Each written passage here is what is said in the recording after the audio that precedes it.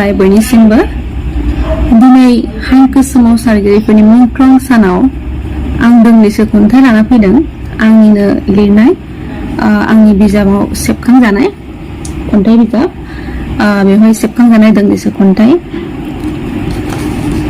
आङो बेखौ आवरायनो लादों। गिबि खन्थाइया जाबाय जिउमाखौ दान होगौमोन। जिउमाखौ दान होगौमोन खन्थाइनि मुङा समाज सिबियारि गोसो गोनांफोरखौ गसाया मानो थाब सेखयो मोजां हाबा मावनो जानजि खाफ्राग्राफोरा माब्रै हरखाब बुहुमनिफ्राय गोमोरलाङो गुबुन अंगखौ दान होनो हानाय बादि आं जिउमाखौबो दान होगौमोन। खायफा थैनो गोसो गैयैफोरखौ आंनि जिउ होना फोथांजानायमोनब्ला आं सयथि बै जोहोलावफोरखौ मदद खालामगौमोन। हानायमोनब्ला आं आंनि जिउमाखौ दान होगौमोन। बे जाबाय दोंसे। आरोबाव दोंसे दङ हारि सिबिसुला। बेबो बेजोंनो सोमोन्दो गोनां एसे बेखौबो आं आवरायनो लादों। हारि सिबिसुला आंनि मावनाय खामानिनि थाखाय आखाइ दाखब नों बाख्नायनोबो नाङा। आंनि थैया गुदुं हारि सिबिनो थाखाय बान्था मोननो थाखाय आं जेबो मावा।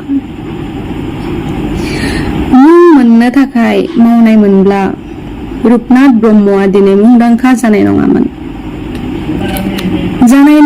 थैनानैबो गोथां उपेन ब्रह्मआ बिरग्रोसि मोनबादि जानो जों मानो हायाखै? मानो जों हारि सिबिनो मावा? जों बान्था मोननोसो जायो आवा फावा। मालायनि हारिनि थाखाय मावनायखौ जों बखिसियो। थुलुंगा होनायनि अनगा जों बेखौ गाहायावसो खोख्लैग्रोयो। बेखायनो आं बुङो आंनि थाखाय रावबो आखाइ दाखब सा साज्रां। आंनि थाखाय बिबारनि माला दा सुजु।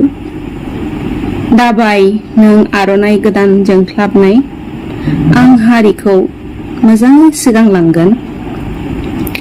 थांना थासान्दि गाहामनि थाखायनो आं मावलांगोन।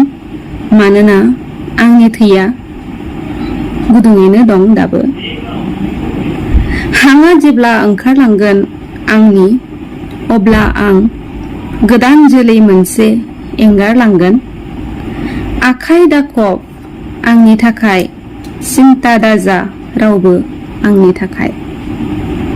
साबायखर बेखिनियावनो फोजोबबाय दिनै। नोंथांमोना मोजां मोनोबा लाइक खालाम।